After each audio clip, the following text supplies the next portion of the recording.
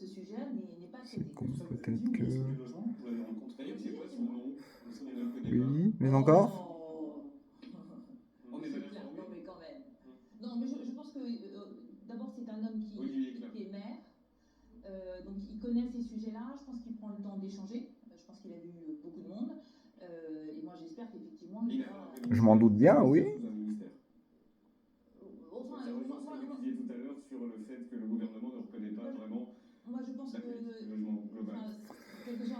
C'est déjà bien. On avance d'un pas, là. C'est bien.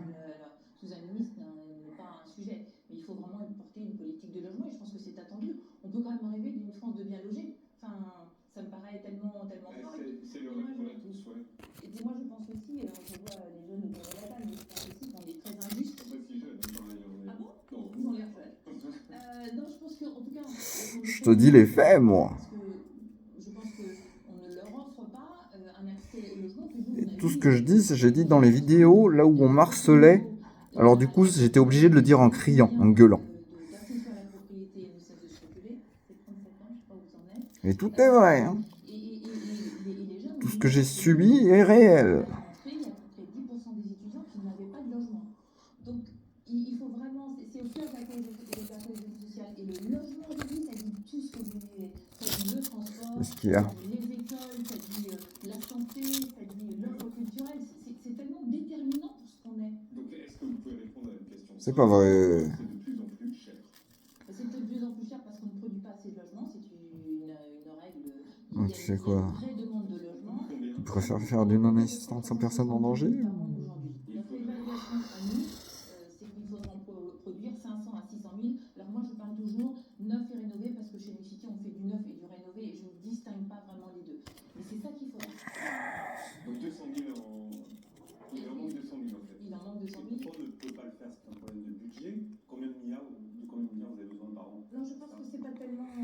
Pas tout le monde. Il y en a qui ont réparé leurs erreurs. Mais alors aujourd'hui, c'était le pompon. Si j'ai envie de dire. C'est une vieille expression de merde.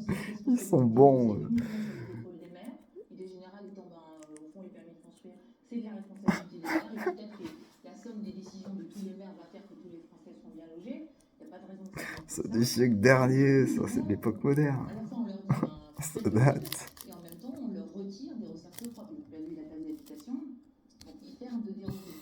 Donc, il manque, là pour le coup, je pense qu'il manque un vrai État stratège. C'est passé. C'est le siècle dernier.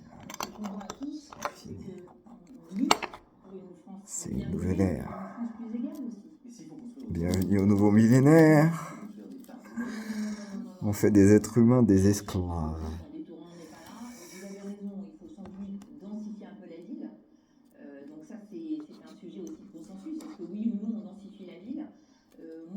Ce que j'ai vu, c'est qu'au fond, les Français sont un peu réticents à ça. Mais ce qui leur importe vraiment, ça me passionne absolument, c'est qu'ils pensent que la ville doit être belle. Elle peut être dense, elle peut être belle. Mais est-ce qu'on peut faire du neuf beau? Parce que souvent on dit que le neuf est moche. Du charme de l'ancien, il y avait du charme du... Non, l'avantage du neuf quand même, c'est que dans les temps qui courent, ils sont quand même bas carbone, ils sont quand même très raisonnables en consommation d'énergie. Je pense que c'est un moment c'est quand même très intéressant. Donc vous conseillez du neuf? Je trouve que dans le neuf, ça dépend de l'endroit où... Pour une fois que je suis carpe diem, d'habitude je suis complètement ailleurs, moi. Certains en profitent. Un appartement qui leur convienne. Je pense que le problème aujourd'hui des primo-accédants, c'est de se tourner plus vers des passoires thermiques. Il y a des passoires thermiques aujourd'hui dont les propriétaires en fait ne veulent pas rénover, donc ils le mettent sur le marché. Effectivement, ces passoires thermiques, elles risquent de connaître une petite décote, donc un peu moins cher, et d'attirer les primo-accédants. Le sujet cependant, c'est au fond, derrière, il faudra quand même faire des travaux, de l'organisation de ces travaux, quand est-ce que vous pouvez les faire.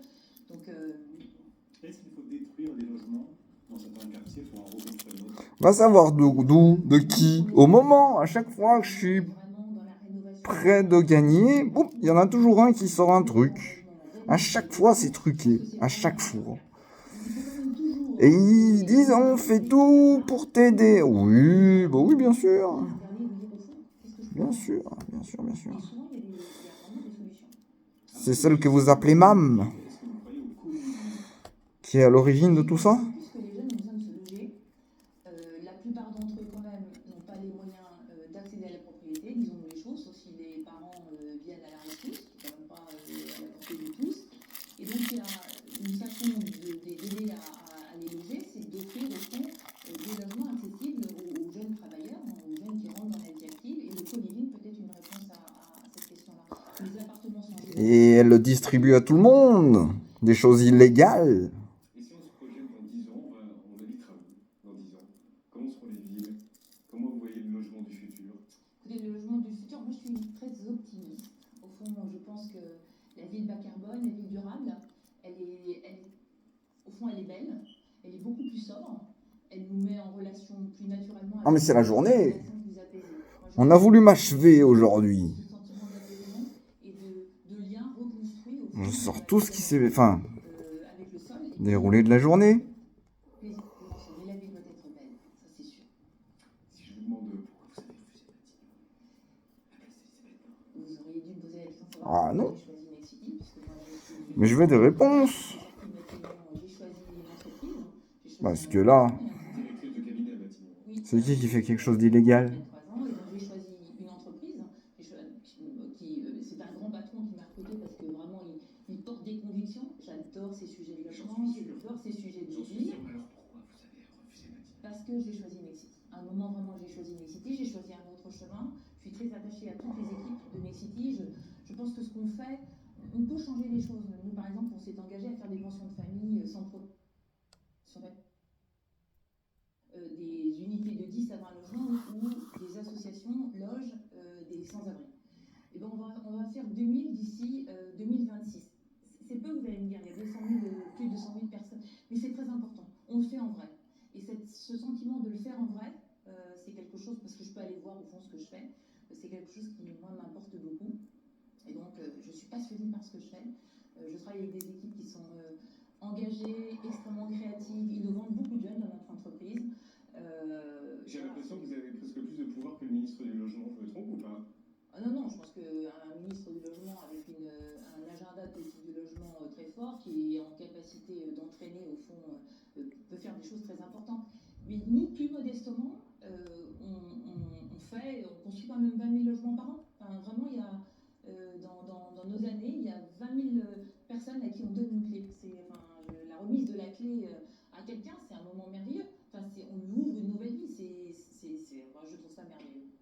Bon, je vous propose de rester avec nous. Avec grand plaisir. On va recevoir deux jeunes comédiens absolument géniaux dans une série absolument géniale. Et à voir, la série retrace les premières heures du hip-hop en France. Les deux comédiens incarnent Cool Chain et Joe Star. Voici Melvin Boomer et Anthony Bajon.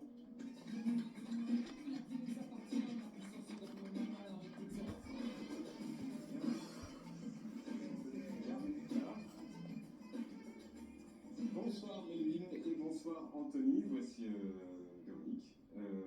Est-ce que vous êtes à la recherche d'un appartement? Non, ils ont déjà fait leur course. Vous avez déjà fait leur course. Vous avez demandé Melvin. Vous faites votre émission, vous faites vos courses. Qu'est-ce qui s'est passé en Loge? Vous avez trouvé des apparts? On dit que les apparts à Paris sont chers, c'est faux. Certains rajoutent des choses dedans. Bienvenue sur le plateau de Quotidien à tous les deux. Anthony Bajon, on vous connaît. Vous avez fait votre première télé ici à Quotidien. C'était pour la prière de Cédric Kahn. Melvin, c'est notre première. Donc bienvenue. Qui êtes-vous? Vous venez d'où? Alors, moi je viens du 94, à Vincennes. Banlieue parisienne. Voilà, banlieue parisienne. Je suis danseur à la base, danseur de breakdance. Après, je me suis un peu élargi pour pouvoir être danseur professionnel. J'étais manipulé à ce moment-là. Moi, je pensais pas du tout à ça. Je le sais. Sur Instagram, voilà. J'y ai vécu. Bonjour. Bonjour, vous avez le profil pour faire durer, venez. Et vous avez dit ok. Voilà. Au début, j'étais pas un peu réticent. Mais mon père m'a dit, vas-y, Ils sont malins. tu ne t'enterres à rien. Alors, vous êtes vraiment incroyable. Ils font dire des mots à travers ma... Cette série Enfin, déjà à travers ce que je dis. disponible sur arte.tv. La série s'appelle Le Monde de demain. Et bizarrement, je pourrais en dire plus. Mais il faudra peut-être qu'on arrive à une conclusion à un moment là, non? Didier Morville, c'est-à-dire et Joey Star, ils étaient présents sur le tournage. C'était quoi les briefs, Anthony? Vous avez dit quoi comme chaîne? Joey Star. Ouais, non, les deux étaient plutôt bienveillants. Je pense qu'ils avaient la Comme tout le monde, de toute façon. C'est eux qui sont directement visés à travers nous, c'est leur histoire qu'on raconte. Donc ils avaient peur, mais c'était beaucoup de bienveillance et beaucoup de choses sur leur caractère, leur personnalité quand ils étaient jeunes. Et est-ce qu'ils vous disaient comment vous comporter, comment parler, comment Je sais pas combien t'ont entendu et combien vont t'entendre. Les deux meilleurs potes, et vous ne connaissiez pas. Non, on se connaissait pas, mais je pense qu'il y a une amitié qui s'est vite nouée. Voilà, on a tous les deux beaucoup de choses à s'apporter, donc on est très vite devenus amis, donc sur ce plan-là, il n'y avait pas de grosses difficultés. Et c'est vrai que, ouais, effectivement, ils ont eu leur mot à dire sur les fringues, sur la manière de. Mais tout ça, c'est vu en amont, c'est le scénario. Nadia a écrit ou non, comment? Qu'on fait un boulot formidable. Oui, non, mais en même temps. Ah d'accord, tout ce que... Depuis tout à l'heure, vous êtes à l'écrit. Ouais, d'accord. De dynamisme sur l'instant où vous dites cette prise n'était pas bonne, vas-y plus. Mais tout le reste, normalement, est venu en prépa et on arrive prêt normalement sur le plateau. Un coup vous voyez mes pensées, un coup vous les entendez, un coup vous les écrivez, enfin vous les avez écrits, enfin vous ne pouvez pas réunir les trois d'un coup, non? C'est pas possible. Moi j'ai essayé de négocier. Si, vous le faites tout le temps, peut-être pas. Oh, arrête.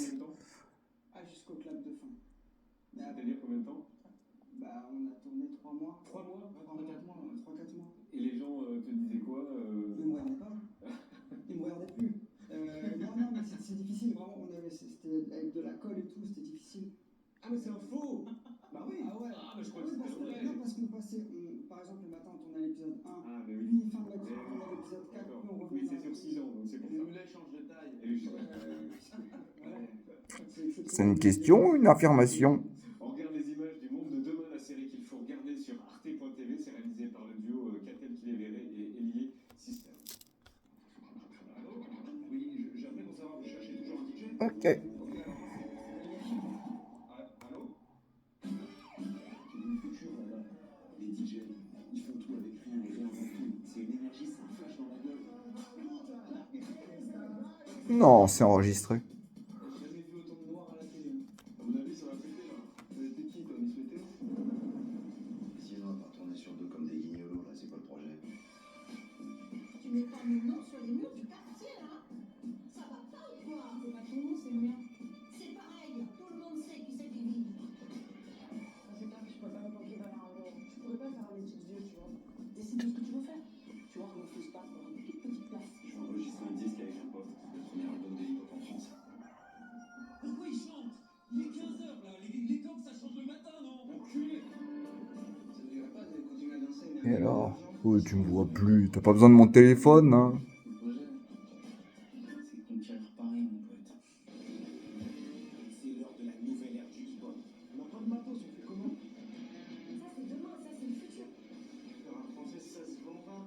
Tu sais que tu vas te faire une belle vie. Tu vas y arriver. Ce qui serait bien, c'est que je me présente à Paris. Ça, tu peux te le foutre, ton parolier? Les grands génies de ce monde, personne ne les comprenait. Ils crevaient seuls, incompris, ils ont baigné dans leur caca toute leur vie. Et certains l'ont modifié. Avec des trucs en plus, des trucs en moins. Si on le fait, on le fait pas.